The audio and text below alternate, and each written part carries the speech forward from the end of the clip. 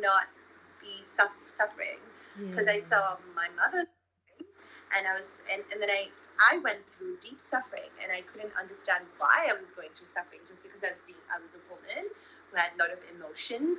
And then I looked at success, and then other idea was success, the idea of success. It was only either if I had to be masculine to be completely successful, or I had to be shrewd, which I was neither. Yeah, yeah. So it to redefine a new landscape that we were entering, and a new way of being feminine. So essentially, that was my deepest desire, to figure out how do we do rebirth an entire generation of our folks. And like a true entrepreneur, building a product that I needed, I wish I had, or a product that my younger self needed, and I hope that other younger me's didn't have to go through. So it was deeply coming from a heart space and a personal, spiritual space of awakening. What was something that was the hardest, the most challenging aspect of running this kind of business? And how did it change potentially when you moved to New York? And maybe you can unfold and double click a little bit on your life in New York. What was it like the first few years? I think I was deeply passionate, and I had full of energy, and I completely had conviction and belief. And my divorce also fueled the purpose of why I was in New York. And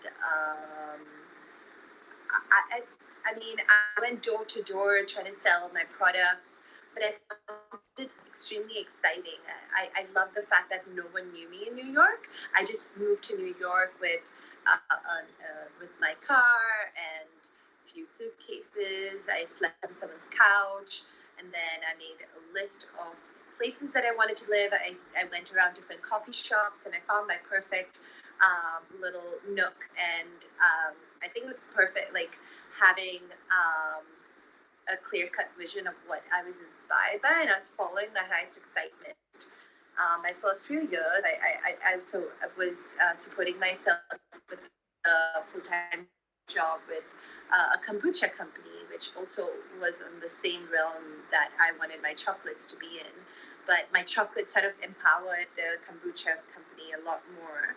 And I built a beautiful community. I was very intentional from the time I entered New York about who I wanted to be, who I wanted to be around, what I wanted to do with my time.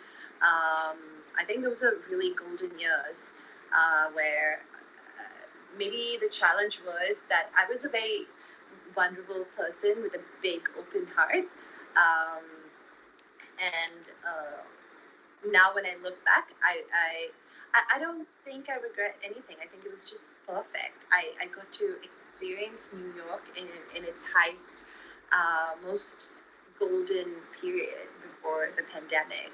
And I met some amazing people. In fact, it felt so like it felt like perfect manifestation. I had people like you literally showing up in my house the first week I moved into this house, which was again like a perfect manifestation. I was following the bread, I like to say that period was me following the breadcrumbs of my soul, and it was always synchronistic.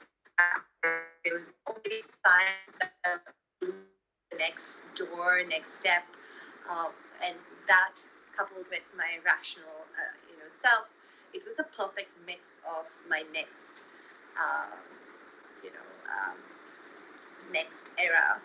And I'm still really deeply close to all the people I met.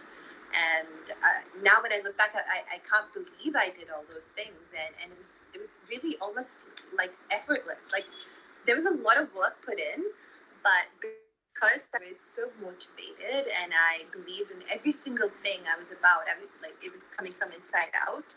Um, that yeah, I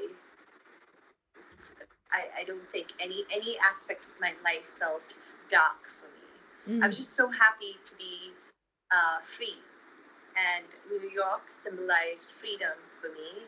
It symbolized, like I like to call it, the plan me. I was not my father's daughter, my brother's sister. I was nobody, and then yet I could be somebody and make an impact. To me, that was mind blowing. And for a girl born in a place called Madras, um, uh, and I wasn't I'm educated in Ivy League school. I had dyslexia, I guess. I mean, I that's what everyone would probably diagnose you because you're different. Um, Mm.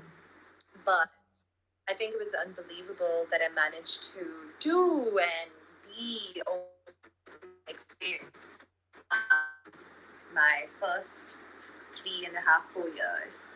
Yeah. I think the only thing that was sad is every time I reached my like success, any kind of milestone or any tick marks, checklist, um, uh, I felt really sad that I didn't have my family to share it with Oh, because yeah. they were really far away. But I had this close knit group, close chosen family that Yes. people. I had my little gang of international girls, and it was like Six in the City crew, and my housemates and the community that they like all of us had weaved together. You were part of it, um, and just being rubbing shoulders with people on similar kind of frequency and same but different was just inspiring, and we are